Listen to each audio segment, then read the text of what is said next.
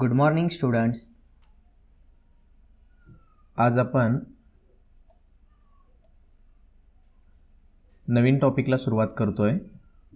Accounts of not for profit concern. तुमच्या स्क्रीनवर टॉपिकचं नाव आलेलं आहे.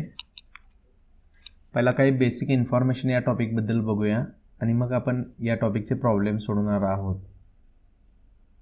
12वीला जे फायनल अकाउंट्स आहेत ते दोन प्रकारचे फायनल अकाउंट्स आहेत. पहिल्यांदा आपण पाहिलेले आहेत फायनल अकाउंट ऑफ पार्टनरशिप, तो एक फायनल अकाउंट आहे. आणि आता आपल्याला एक फायनल अकाउंट पाहायचा आहे नॉट फॉर प्रॉफिट कन्सर्नचा. नॉट फॉर प्रॉफिट कन्सर्न म्हणजे नफा न मिळवणाऱ्या संस्था. व्यवसायामध्ये किंवा मार्केटमध्ये दोन प्रकारच्या संस्था असतात. एक profit making organisation, for example sole traders, partnership firm etcetera. And second not for profit organisation. 11वीला आपण जो फायनल अकाउंट पाहिला तो सोल ट्रेडर्सचा होता. 12वीचा फायनल अकाउंट पार्टनरशिप फर्मचा होता. आणि आता नॉट फॉर प्रॉफिट ऑर्गनायझेशन आपण अभ्यासत आहोत. याच्यामध्ये कोणत्या संस्था येतात? त्याच्यामध्ये येतात schools, sports club, charitable hospitals, rotary club यासारख्या संस्था या सेकंड कॅटेगरीमध्ये येतात. याच्या नावातच थोडंसं आपल्याला लक्षात येतं नॉट फॉर प्रॉफिट ऑर्गनायझेशन म्हणजे या संस्था नफा मिळवण्यासाठी स्थापन झालेल्या नसतात. त्याचं मीनिंग बघूया म्हणजे तुम्हाला आणखी कन्सेप्ट क्लिअर होईल. Not for profit concerns are those concern which are not started to earn profit. ज्या नफा मिळवण्यासाठी स्थापन झालेल्या नसतात. Not started to earn profit but to give qualitative service to its members and the society at the minimum charges.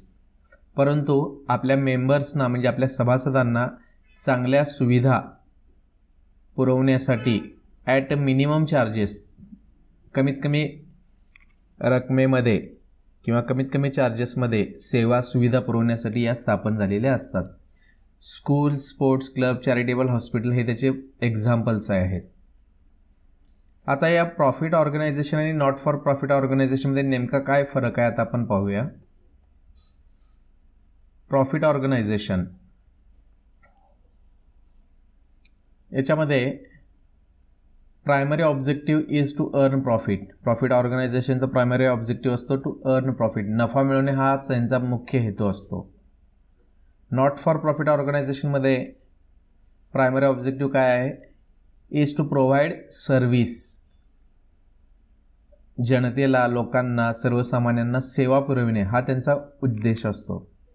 Second, या profit organisation trial balance तयार करतात. Prepare trial balance. या ट्रायल बॅलन्स नाही तयार करत. They prepare receipt and payment account. या receipt and payment account तयार करतात. रिसीट पेमेंट अकाउंट म्हणजे काय? या संस्था नफा मिळवत नाहीत, त्यामुळे कोणताही उद्योग करत नाहीत, व्यवसाय करत नाहीत. त्यामुळं या चालवण्यासाठी यांना समाजातील काही लोकांकडून काही देणगी स्वरूपात, मदत स्वरूपात पैसे मिळतात आणि तेच पैसे त्या संस्था समाजासाठी खर्च करतात. जे पैसे मिळतात ते त्या रिसीटला दाखवतात आणि जो त्यांचा खर्च असतो तो पेमेंटला नोंदवला जातो. त्यातून त्यांचा रिसीट अँड पेमेंट अकाउंट तयार होतो. नेक्स्ट, या profit organisation trading account, profit and loss account आणि बॅलन्स शीट तयार करतात. आपण तयार केलेलंच आहे फायनल अकाउंटमध्ये trading account, profit and loss account आणि बॅलन्स शीट. आता हे नॉट फॉर प्रॉफिट ऑर्गनायझेशन जर बिझनेस करत नसतील तर trading account, profit loss account तयार करण्याचा प्रश्नच उद्भवत नाही. याऐवजी या मगाशी सांगितल्याप्रमाणे receipt and payment account, income and expenditure account आणि बॅलन्स शीट प्रिपेअर करतात, ज्याच्या आधारे त्यांना वर्षभरानंतर त्यांच्या फर्मची म्हणजे त्यांच्या ऑर्गनायझेशनची फायनान्शियल पोझिशन काय आहे हे लक्षात येतं. प्रॉफिट ऑर्गनायझेशनमध्ये वर्षानंतर संस्थेला झालेला प्रॉफिट किंवा लॉस हा समजतो. याच्यावरून त्याला net profit or net loss असं म्हणतात प्रॉफिट ऑर्गनायझेशनमध्ये. मात्र नॉट फॉर प्रॉफिट ऑर्गनायझेशनमध्ये याला प्रॉफिट ऑर लॉस म्हणत नाहीत, त्याऐवजी याला सरप्लस ऑर डेफिसिट असं म्हणतात. म्हणजे त्यांचं इन्कम जर जास्त झालं एक्सपेंडिचरपेक्षा तर त्यांना सरप्लस होतं, अदरवाईज डेफिसिट म्हणजे नुकसान किंवा तूट आपण त्याला असं म्हणूया. त्यानंतरचा एक महत्त्वाचा फरक आहे, प्रॉफिट ऑर्गनायझेशनमध्ये आपण कॅपिटल म्हणून रेकॉर्ड करतो, नॉट फॉर प्रॉफिट ऑर्गनायझेशनमध्ये त्याला कॅपिटल फंड म्हणून रेकॉर्ड केलं जातं. Next,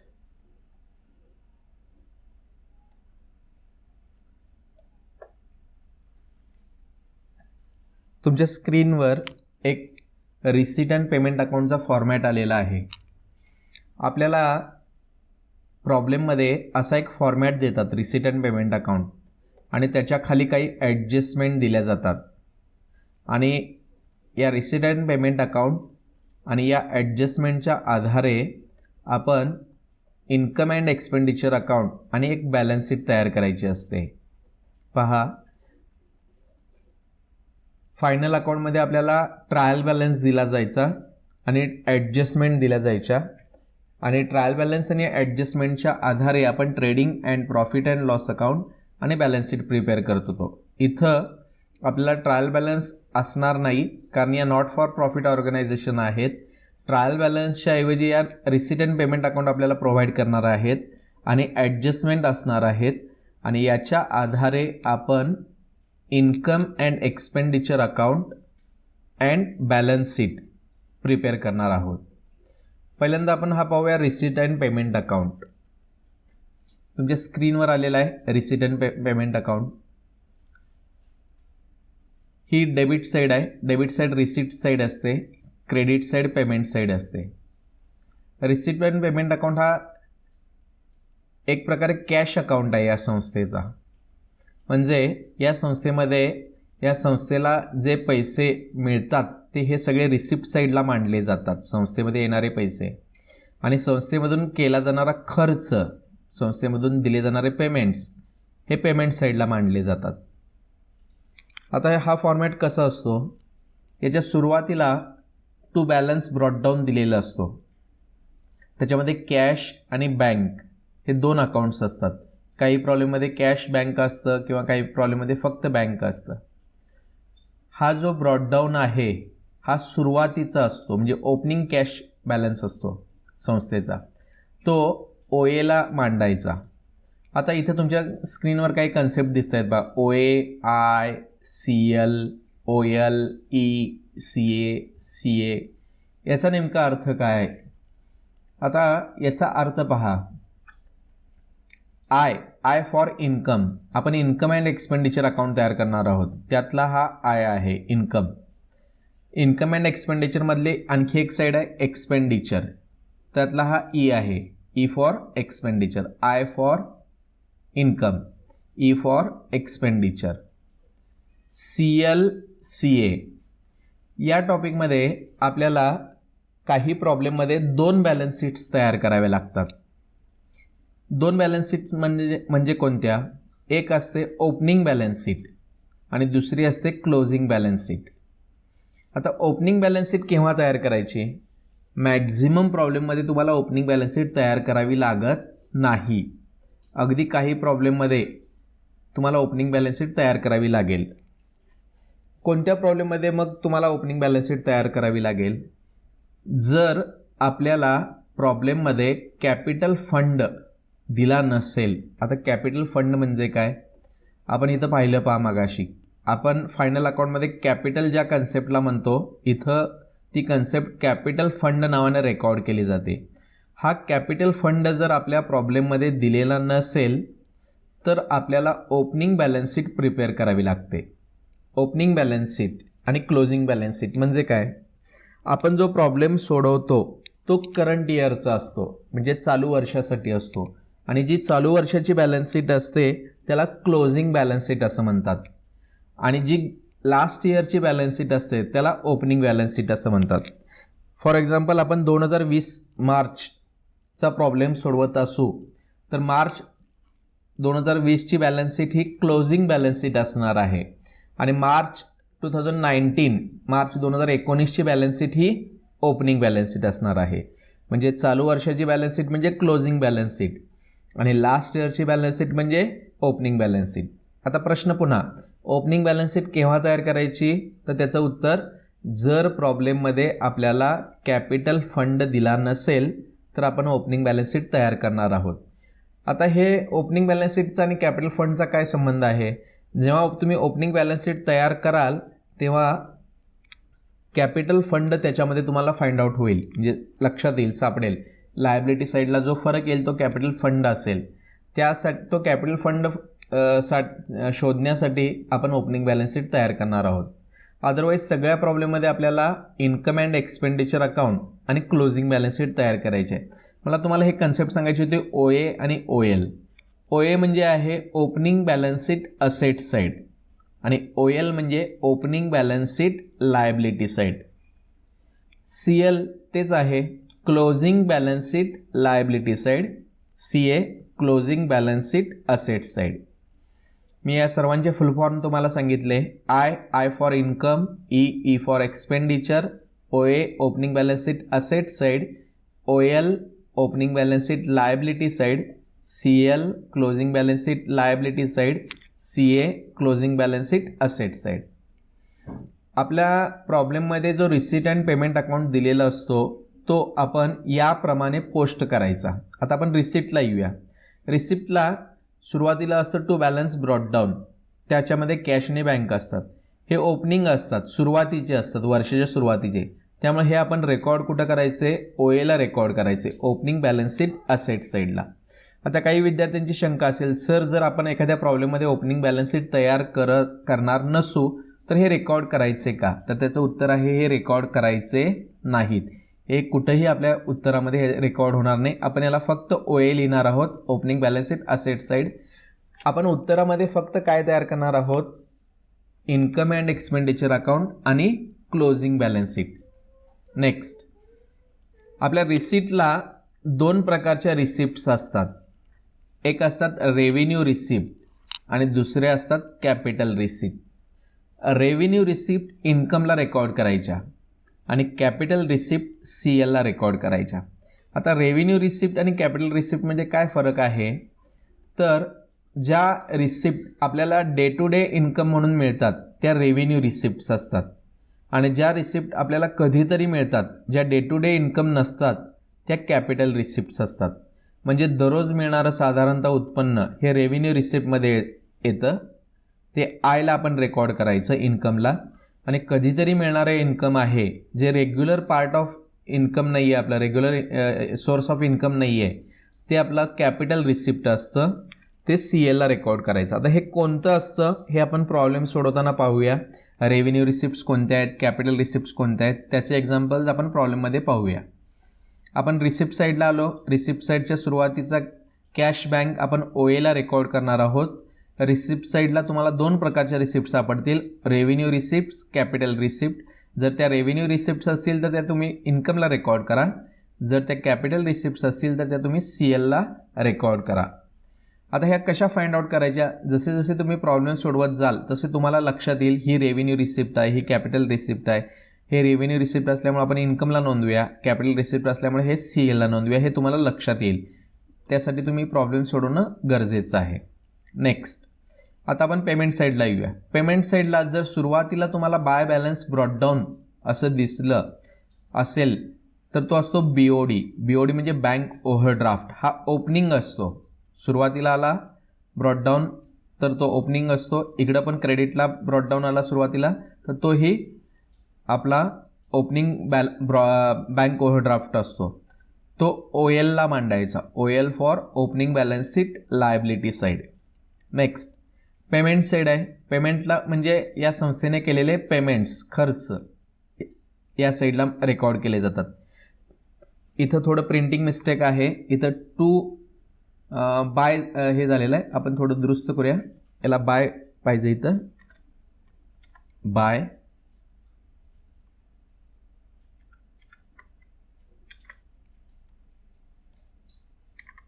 okay.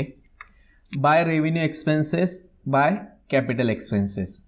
हे एक्सपेन्सेस दोन प्रकारचे असतात. जशा रिसिप्ट दोन प्रकारचे आहेत, रेव्हेन्यू रिसिप्ट, कॅपिटल रिसिप्ट, तसे हे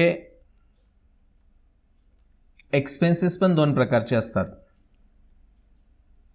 revenue expenses, capital expenses. Revenue expenses एक्सपेंडिचरला रेकॉर्ड करायचे, ईला रेकॉर्ड करायचे, आणि कॅपिटल एक्सपेंडिचर सीएला रेकॉर्ड करायचे.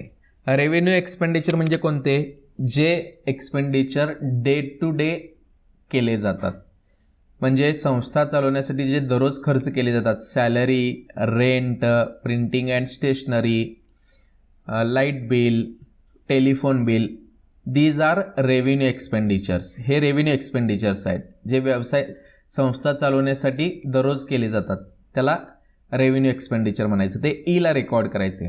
सेकंड, कॅपिटल एक्सपेंडिचर, जे डे टू डे एक्सपेंडिचरमध्ये येत नाहीत, जे रेव्हेन्यू एक्सपेंडिचर नाहीत, ते कॅपिटल एक्सपेंडिचर असणार आहेत. Purchase of furniture, purchase of books, purchase of building, purchase of sports material, हे झाले कॅपिटल एक्सपेंडिचर. इन्व्हेस्टमेंट, हे झाले कॅपिटल एक्सपेंडिचर. आपण दररोज काय फर्निचर खरेदी करणार नाही आहे, कधीतरी फर्निचर खरेदी केले जाणार आहे, त्यामुळे तो झाला कॅपिटल एक्सपेंडिचर. कॅपिटल एक्सपेंडिचर सीएला रेकॉर्ड करायचे, क्लोजिंग बॅलन्स शीट असेट साईडला रेकॉर्ड करायचे. त्यानंतर या रिसीट पेमेंटचा एंडला बाय बॅलन्स कॅरीड डाऊन येतं. इथं ब्रॉड डाऊननं सुरुवात होतो प्रॉब्लेम आणि एंड होतो बाय बॅलन्स कॅरीड डाऊन. हा क्लोजिंग बॅलन्स असतो, हा क्लोजिंग, आणि हा ओपनिंग. ओपनिंग असल्यामुळं ओएला रेकॉर्ड करतो आपण, आणि क्लोजिंग असल्यामुळं हा सीएला रेकॉर्ड करतो आपण. त्यामुळे कॅश आणि बँक सीएला येईल. CA for closing balance sheet asset side. हा झाला रिसीट अँड पेमेंट अकाउंट. त्याच्यानंतर तुम्हाला प्रॉब्लेममध्ये काही ॲडजस्टमेंट दिल्या जातील. आता जनरली तुम्ही सर्व प्रॉब्लेम जर पाहिले पुस्तकामधले, तर त्या ॲडजस्टमेंट 4 कॅटेगरीमध्ये डिवाईड करता येतात. काही ॲडजस्टमेंट इन्कमशी रिलेटेड असतात, आय. काही ॲडजस्टमेंट एक्सपेंडिचरशी रिलेटेड असतात, ई. एखाद दुसरी ॲडजस्टमेंट तुमची डेप्रिसिएशनची असते, आणि एखादी ॲडजस्टमेंट कॅपिटलाइजची असते. साधारणतः तुमच्या ॲडजस्टमेंट याच फॉर्मॅटमध्ये येतात. इन्कमची ॲडजस्टमेंट, एक्सपेंडिचरची ॲडजस्टमेंट, डेप्रिसिएशनची ॲडजस्टमेंट. डेप्रिसिएशनची ॲडजस्टमेंट आपण फायनल अकाउंटमध्ये पाहिलेली आहे, तीच ॲडजस्टमेंट आहे, तोच इफेक्ट आहे. आपण नंतर या ॲडजस्टमेंटबद्दल चर्चा करणार आहोतच. कॅपिटलाइज म्हणजे काय? इथं या संस्था इन्कममधला काही भाग कॅपिटलाइज करतात म्हणजे त्यातला काही भाग कॅपिटलमध्ये रेकॉर्ड ॲड करतात, त्याला कॅपिटलाइज असं म्हणतात. त्या ॲडजस्टमेंटबद्दल पण आपण नंतर थोडी चर्चा करूया. आता मगाशी सांगितल्याप्रमाणे R for receipt, P for payments, I for income, E for expenditure, CA closing balance sheet asset side, CL closing balance sheet liability side, OA opening balance sheet asset side, OL opening balance sheet liability side. मी तुम्हाला receipt and payment account आणि ॲडजस्टमेंटबद्दल माहिती सांगितलेली आहे. आता हा receipt and payment account कसा post करायचा, हा प्रॉब्लेममध्ये दिलेला रिसीट अँड पेमेंट अकाउंट कसा पोस्ट करायचा, याचा एक चार्ट मी इथं तयार केलेला आहे, तुमच्या स्क्रीनवर आलेला आहे. तुम्ही व्हिडिओ पॉज करून तुमच्या वहीमध्ये हा चार्ट लिहून घेऊ शकता. खूप महत्त्वाचा चार्ट आहे. आपला निम्मा प्रॉब्लेम या चार्टमध्ये कव्हर होतो, आणि बाकीचा प्रॉब्लेम मग ॲडजस्टमेंटचा वापर करून तुम्ही कंप्लीट करू शकता. आपल्याला प्रॉब्लेममध्ये रिसीट अँड पेमेंट अकाउंट दिलेला असतो, आणि त्याच्या आधारे आपण इन्कम अँड एक्सपेंडिचर अकाउंट आणि क्लोजिंग बॅलन्स शीट आपण तयार करत असतो. ही रिसिप्ट साईड आहे आर, ही पेमेंट साईड आहे पी. याच्या आधारे आपण I and E account, income and expenditure आणि क्लोजिंग बॅलन्स शीट तयार केलेले आहे. हा income and expenditure account is a nominal account, हा नॉमिनल अकाउंट आहे, त्यामुळे ही डेबिट साईड एक्सपेंडिचर येते, ई येते, आणि क्रेडिट साईड इन्कम असते, आय. त्यानंतर क्लोजिंग बॅलन्स शीट आहे, बॅलन्स शीटची ही लायबिलिटी साईड आहे. आता क्लोजिंग असल्यामुळे मी त्याला सी एल लिहिलेलं आहे, आणि ही असेट साईड आहे, त्यामुळे त्याला मी सी ए लिहिलेलं आहे.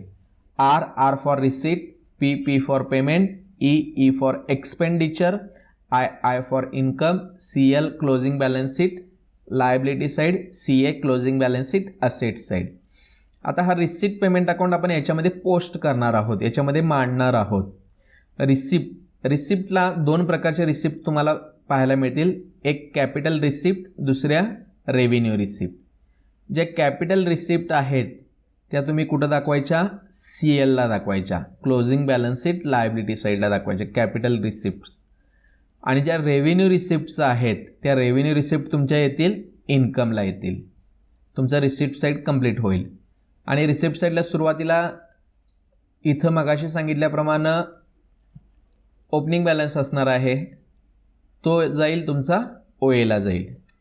नेक्स्ट, त्यानंतर रिसिप्ट साईड संपली. आता पेमेंट साईडला आलो आपण. पेमेंट साईडला दोन प्रकारचे पेमेंट्स असणार आहेत, एक रेव्हेन्यू पेमेंट आणि सेकंड कॅपिटल पेमेंट. जे पेमेंट रेव्हेन्यू आहेत ते रेव्हेन्यू पेमेंट ईला रेकॉर्ड करायचे. उदाहरणार्थ सॅलरी असेल, प्रिंटिंग अँड स्टेशनरी असेल, ते ईला रेकॉर्ड होतील. साधारणतः जे फायनल अकाउंटमध्ये आपण PDला अकाउंट घेत होतो प्रॉफिट लॉसच्या डेबिट साईडला, ते सगळे इथे येतात. PDचे अकाउंट्स प्रॉफिट लॉस डेबिट साईडचे रेव्हेन्यू पेमेंट्स असतात ते आपण एक्सपेंडिचरला रेकॉर्ड करायचे.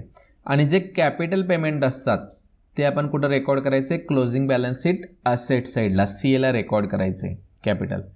या चार्टवरून तुमचा रिसिप्ट पेमेंट पोस्ट होईल. आणि ह्या पेमेंट साईडला शेवटला येतं बाय बॅलन्स ब्रॉट डाऊन. मग अशी सांगितले मी तुम्हाला इथं बाय बॅलन्स कॅरीड डाऊन हा कॅश आणि बँक असतो ॲट द एंड ऑफ इयरचा, तो CAला रेकॉर्ड करायचा. म्हणजे इथं बायला येतो पेमेंटला, तो कॅपिटल इथं CAला रेकॉर्ड करायचा. अशा प्रकारे आपला रिसिट अँड पेमेंट अकाउंट या I&E अकाउंट आणि क्लोजिंग बॅलन्स शीटमध्ये पोस्ट होईल. त्याच्यानंतर येऊया आपण आता ॲडजस्टमेंटमध्ये. आपल्याला रिसिट अँड पेमेंट अकाउंट दिलेला आहे आणि ॲडजस्टमेंट दिलेले आहेत. रिसिट पेमेंट कसा पोस्ट करायचा हे मी तुम्हाला सांगितलं. आता आपण ॲडजस्टमेंटचा विचार करूया. तुमच्या स्क्रीनवर दोन ॲडजस्टमेंट आलेले आहेत. ॲक्च्युली ह्या दोन ॲडजस्टमेंट नाही आहेत, एकूण 4 ॲडजस्टमेंट आहेत. पहा, आणि एक त्याचा छोटासा चार्ट पण तयार केलेला आहे मी. पहिली ॲडजस्टमेंट आहे आउटस्टँडिंग एक्सपेन्सेस. फायनल अकाउंटमध्ये झालेली ॲडजस्टमेंट आहे आउटस्टँडिंग एक्सपेन्सेस. पण इथं नॉट फॉर प्रॉफिट कन्सर्नमध्ये ही ॲडजस्टमेंट, आउटस्टँडिंगची ॲडजस्टमेंट 4 प्रकारे येते. म्हणजे आउटस्टँडिंग एक्सपेन्सेस आणि आउटस्टँडिंग इन्कम. त्याच्यामध्ये for last year, for current year अशी 4 प्रकारे येते. म्हणजे काय पहा, पहिली adjustment outstanding expenses for last year number 1. Number 2 outstanding expenses for current year. Number 3 outstanding income for last year. Number 4 outstanding income for current year. 4 adjustment झाल्या. भले इथे मी तुम्हाला 2 आकडे मांडले असले तरी ॲक्च्युली ह्या 4 ॲडजस्टमेंट आहेत. Outstanding expenses for last year, गेल्या वर्षाचा खर्च आउटस्टँडिंग आहे, द्यावयाचा आहे. Outstanding expenses for current year, या वर्षाचा खर्च द्यावयाचा आहे. Outstanding income for last year, गेल्या वर्षाचं इन्कम मिळावयाचं आहे. आणि outstanding income for current year, या वर्षाचं इन्कम मिळावयाचं आहे. अशा 4 ॲडजस्टमेंट आहेत. आता याचे इफेक्ट्स कसे दाखवायचे, या चार्टमध्ये याचं उत्तर आहे. Outstanding expenses for last year, outstanding expenses for last year. इथं पहा, हे आहे outstanding. I for income, E for expenditure, last year, current year, plus minus CA closing balance sheet asset side, CL closing balance sheet liability side, OL opening balance sheet liability side, OA opening balance sheet asset side. आता आपल्याकडे एक adjustment आली outstanding expenses for last year. तर ती कशी सोडवायची आपण, इथं चार्टमध्ये आपल्याला उत्तर सांगेल हा chart. Outstanding expenses for last year, outstanding expenses for last year, outstanding expenses for last year. First effect असेल मायनस, पहिल्यांदा ते काय करायचे, मायनस करायचे. आणि याचा सेकंड इफेक्ट ते कुठं दाखवायचे, OLला दाखवायचे, ओपनिंग बॅलन्स शीट लायबिलिटी साईडला. फर्स्ट इफेक्ट मायनस करा, सेकंड इफेक्ट OLला. ॲडजस्टमेंट नंबर 1 झाली. Next adjustment number 2 outstanding expenses for current year, outstanding expenses for current year.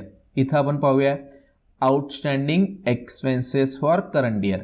First effect ते एक्सपेन्सेस आपण ॲड करायचे आणि सेकंड इफेक्ट ते एक्सपेन्सेस कुठे दाखवायचे, CLला दाखवायचे, क्लोजिंग बॅलन्स शीट लायबिलिटी साईडला दाखवायचे. या दोन ॲडजस्टमेंट झाल्या. Number 3 outstanding income for last year. Outstanding income for last year. इथं आपल्याला उत्तर सापडेल outstanding income for last year. Outstanding income for last year. First effect ते मायनस करायचं, इन्कम मायनस करायचं आणि सेकंड ते कुठं रेकॉर्ड करायचं, OAला, OA ओपनिंग बॅलन्स शीट असेटला रेकॉर्ड करायचं. Number 4 adjustment number 4 outstanding income for current year. Outstanding income for current year. इथं आहे पहा outstanding income for current year. याचे दोन इफेक्ट आहेत. पहिला इफेक्ट ॲड करायचे इन्कममध्ये आणि सेकंड इफेक्ट कुठं दाखवायचा, CAला, क्लोजिंग बॅलन्स शीट असेटला. अशा प्रकारे या चार्टमध्ये आपल्याला 4 ॲडजस्टमेंट मिळतात. पहिली adjustment outstanding expenses for last year, second outstanding expenses for current year, third outstanding income for last year, number 4 outstanding income for current year. Same अशाच आणखी एक 4 ॲडजस्टमेंट आहेत तुमच्या स्क्रीनवर आलेले आहेत त्या ॲडजस्टमेंट. त्यातली पहिली ॲडजस्टमेंट आहे prepaid expenses for last year, prepaid expenses for current year, advance income for last year, advance income for current year. याच्यामध्ये सुद्धा 4 ॲडजस्टमेंट आहेत आणि असाच हा एक छोटासा चार्ट तयार केलेला आहे. तुम्ही व्हिडिओ पॉज करून हे दोन्ही चार्ट वहीमध्ये व्यवस्थित लिहून घ्या, तुम्हाला ते समजतील आणि प्रॅक्टिस केल्यानंतर ते लक्षात पण राहतील तुमच्या. पहिली adjustment prepaid expenses for last year. Prepaid इथं आहे पहा ॲडव्हान्स, हे ADV म्हणजे advance, prepaid advance. I for income expenditure current year last year, closing balance sheet asset liability side, closing balance sheet asset side, opening balance sheet liability side, opening balance sheet asset side. ठीक आहे. पहिली adjustment prepaid expenses for last year. इथं येऊया आपण prepaid expenses for last year. Prepaid expenses for last year. याचे दोन effect आहेत. First effect ते ॲड करायचे एक्सपेन्सेस आणि सेकंड इफेक्ट कुठं दाखवायचा, OAला रेकॉर्ड करायचा. Next prepaid expenses for current year. Prepaid expenses for current year. प्रीपेडचा effect prepaid expenses for current year. याचा इफेक्ट काय, प्रीपेड मायनस करायचे आणि सेकंड इफेक्ट कुठं दाखवायचा, CAला दाखवायचा. CA for closing balance sheet asset side. दोन ॲडजस्टमेंट झाल्या. Prepaid expense for last year, prepaid expenses for current year. Next number 3 advance income. Advance income for last year. Advance income for last year. Adjustment advance income for last year. First effect ते income आपण add करायचं. Next second effect ते कुठं record करायचं, OAला record करायचं. Add OAL. Last adjustment advance income for current year. Advance income for current year. Advance income current year. First effect ते minus करायचे आणि सेकंड इफेक्ट कुठं दाखवायचा, CLला, क्लोजिंग बॅलन्स शीट लायबिलिटीला दाखवायचा. अशा प्रकारे आता आपल्या 8 ॲडजस्टमेंट झाल्या. इतर स्क्रीनवर 4च दिसत असल्या तरी ते ॲक्च्युली 8 ॲडजस्टमेंट आहेत. या चार्टमध्ये 4 ॲडजस्टमेंट आहेत आणि या चार्टमध्ये 4 अशा 8 ॲडजस्टमेंट झालेले आहेत. आपण प्रत्यक्षात इथं 4च रेकॉर्डला लिहिलेले आहेत. नेक्स्ट ॲडजस्टमेंट इथे डेप्रिसिएशनची. फायनल अकाउंटमधलीच ॲडजस्टमेंट आहे. डेप्रिसिएशन असेटवर आपण कॅल्क्युलेट करतो, त्यामुळे फर्स्ट इफेक्ट A मायनस आणि सेकंड इफेक्ट आपण फायनल अकाउंटमध्ये इथं PD लिहित होतो बघा, A मायनस PD असेटला. इथं PD नाही आहे, प्रॉफिट लॉस डेबिट साईड नाही आहे. प्रॉफिट लॉस डेबिट साईडच्या ऐवजी इथं येतं एक्सपेंडिचर साईड. त्यामुळे first effect A minus, second effect E. Next adjustment capitalisation of income. मगाशी मी सांगितलं होतं तुम्हाला कॅपिटलायझेशनची एक ॲडजस्टमेंट असते जनरली. आता कॅपिटलायझेशन ऑफ इन्कम म्हणजे काय, या संस्थांना नॉट फॉर प्रॉफिट कन्सर्नना काही लोकांकडून किंवा काही व्यक्तींकडून काही उदार देणग्या मिळतात, इन्कम मिळतं. मग ते सबस्क्रिप्शन असेल, लिगॅसी असेल, डोनेशन असेल, अशा विविध मार्गानं यांना रिसिप्ट्स मिळतात आणि ते रिसिप्ट यांचं इन्कम असतं आणि या संस्था भविष्यातली तरतूद म्हणून काही इन्कम कॅपिटलाइज करतात म्हणजे सर्व इन्कम त्या वर्षात खर्च करत नाहीत, त्यापैकी काही इन्कम राखून ठेवतात आणि ते इन्कम कॅपिटलमध्ये ॲड करतात. त्याला कॅपिटलायझेशन ऑफ इन्कम असं म्हणतात. याचा इफेक्ट आहे, पहिला इफेक्ट इन्कमला त्या जेवढा आपण कॅपिटलाइज करणार आहोत ते मायनस करायचे, इन्कममधून ते मायनस करायची रक्कम आणि ते इन्कम कॅपिटलाइज करणार आहोत आपण. कॅपिटलाइज करा म्हणजे कॅपिटलमध्ये ॲड करा. कॅपिटलाइज करायचा अर्थ कॅपिटलमध्ये ॲड करा आणि कॅपिटल CLला असतं, क्लोजिंग बॅलन्स शीट लायबिलिटीला, त्यामुळे CLला तो इफेक्ट ॲड करायचा. इन्कममधून तेवढी रक्कम मायनस करायची आणि तेवढीच रक्कम CLला कॅपिटलमध्ये ॲड करायची. ही झाली कॅपिटलायझेशन ऑफ इन्कमची ॲडजस्टमेंट. नेक्स्ट ॲडजस्टमेंट, बऱ्याच प्रॉब्लेममध्ये ही ॲडजस्टमेंट रिपीट झालेली आहे. ही ॲडजस्टमेंट वेगवेगळ्या नावाने येते. Stock of stationery, stock of medicine, stock of drugs, stock of postal stamps, stock of sports material, अशा वेगवेगळ्या नावाने ही ॲडजस्टमेंट येते. पण बेसिक याच फॉर्मॅटमध्ये ती ॲडजस्टमेंट कंप्लीट करायची आहे. आता या ॲडजस्टमेंटचा फॉर्मॅट मी तुमच्या स्क्रीनवर दिलेला आहे. तो फॉर्मॅट असा असेल, जर समजा तुमच्या प्रॉब्लेममध्ये स्टॉक ऑफ स्टेशनरी आली तर तुम्ही ही ॲडजस्टमेंट अशा प्रकारे एक्सपेंडिचरला रेकॉर्ड करा. To stationery plus opening stock less closing stock. To stationery plus opening stock less closing stock. स्टेशनरीची रक्कम तुम्हाला एक्सपेंडिचरला दिलेली असणार आहे, पेमेंट साईडला दिलेली असणार आहे, ती आपण इथं रेकॉर्ड करायची आहे. आणि ओपनिंग स्टॉक आणि क्लोजिंग स्टॉक हा तुम्हाला ॲडजस्टमेंटमध्ये दिलेला असणार आहे. तो इथं ओपनिंग स्टॉक याच्यामध्ये ॲड करायचा आणि क्लोजिंग स्टॉक लेस करायचा. आणि याचा सेकंड इफेक्ट येतो, ओपनिंग स्टॉक जेव्हा तुम्ही ॲड करता तो OAला रेकॉर्ड करायचा, म्हणजे ओपनिंग बॅलन्स शीट असेटला रेकॉर्ड करायचा. आणि क्लोजिंग स्टॉक जेव्हा तुम्ही लेस करता तेव्हा तो CAला रेकॉर्ड करायचा, क्लोजिंग बॅलन्स शीट असेटला. प्रॉब्लेम सोडवताना ही ॲडजस्टमेंट आणखी आपण डिटेलमध्ये पाहणार आहोत. नेक्स्ट ॲडजस्टमेंट तुमच्या स्क्रीनवर आलेली आहे, लिगॅसीज.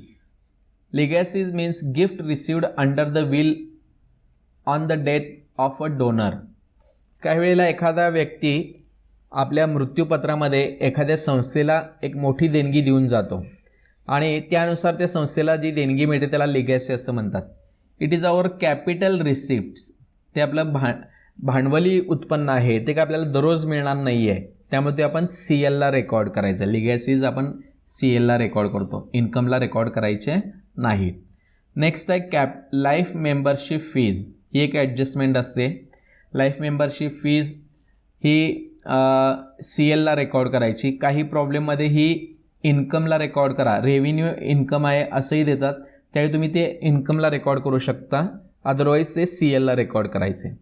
Next number 10, sale of scrap or sale of newspaper, old newspaper. ही एक ॲडजस्टमेंट असते. हे सेल ऑफ ॲडजस्टमेंट म्हणता येणार नाही, हा अकाउंट येतो सेल ऑफ इन्कम साईडला.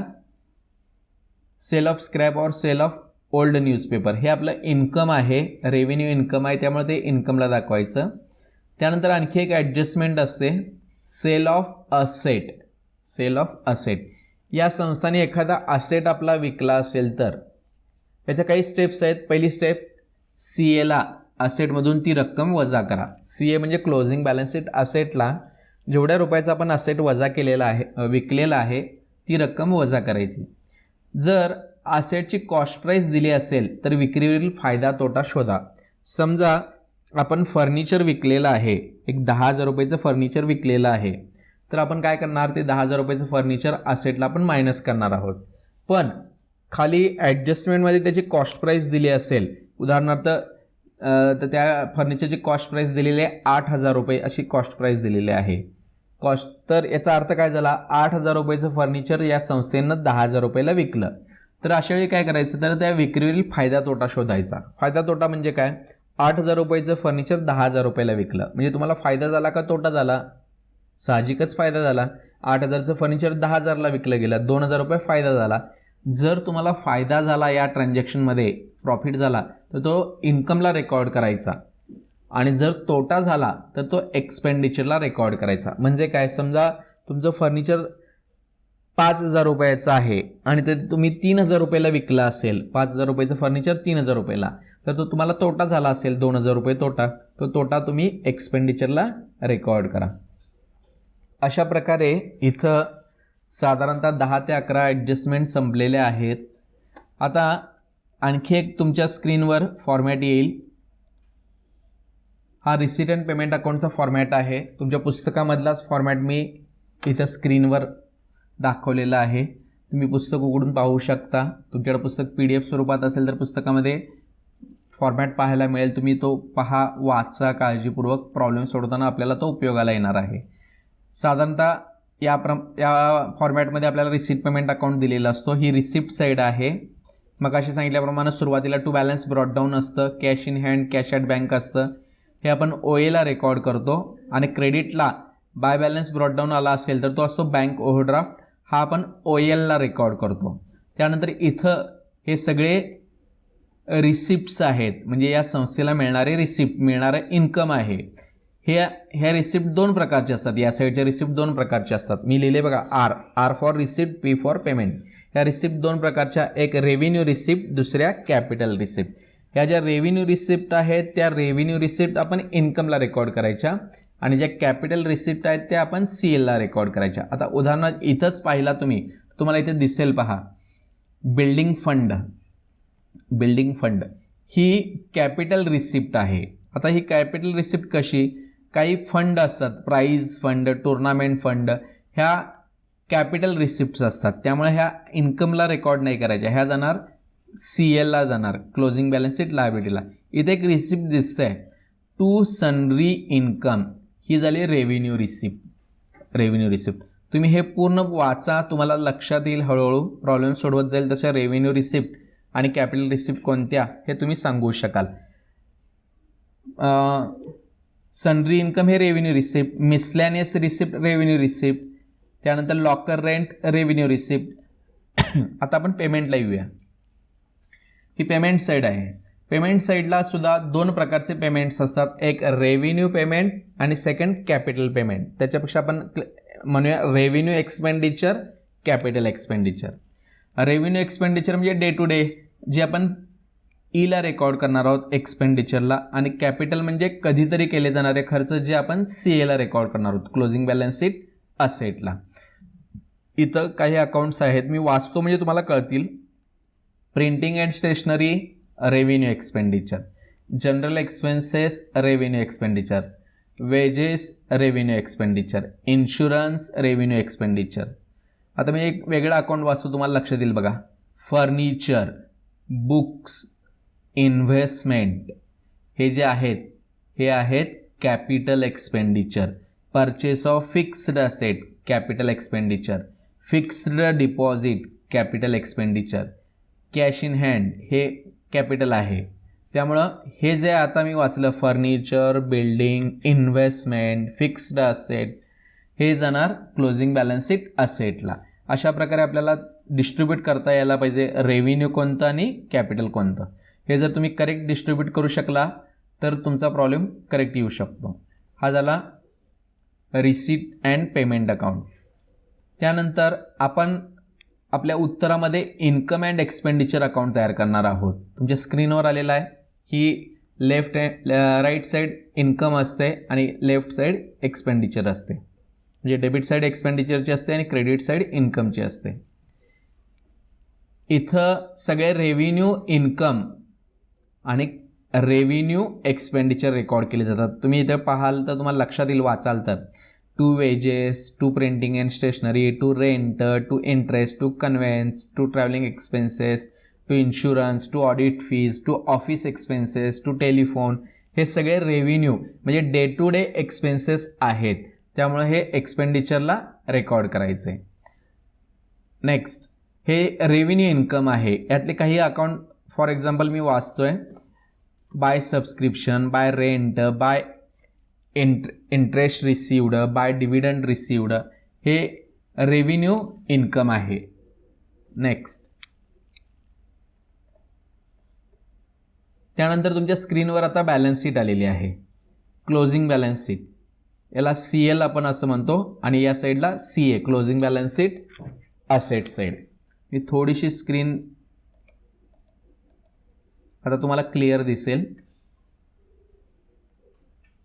क्लोजिंग बॅलन्स शीटला कॅपिटल फंड कॅपिटल असतं, त्याच्यामध्ये काही account donation, entrance fee, surplus add करायचं, डेफिसिट आलं तर लेस करायचं. काही फंड्स दिलेले आहेत ते लायबिलिटीला दाखवायचे, काही एक्सपेन्सेस जे आउटस्टँडिंग आहेत ते लायबिलिटीला दाखवायचे. आणि आपले जे असेट्स आहेत, उदाहरणार्थ cash in hand, cash at bank, fixed deposit, investment, सनरी debtors, land and building, furniture and fixture. तुम्हाला फायनल अकाउंट आठवेल, फायनल अकाउंटमधलीच ही बॅलन्स शीट आहे. थोडासा बॅलन्स शीटमध्ये फरक आहे. काही ठिकाणी इथं फंड आलेले आहेत, फायनल अकाउंटमध्ये फार फंडचे ट्रान्झॅक्शन नव्हते. इथं कॅपिटल म्हणत होतो आपण, इथं कॅपिटलच्या ऐवजी आता इथं कॅपिटल फंड असं म्हटलेलं आहे.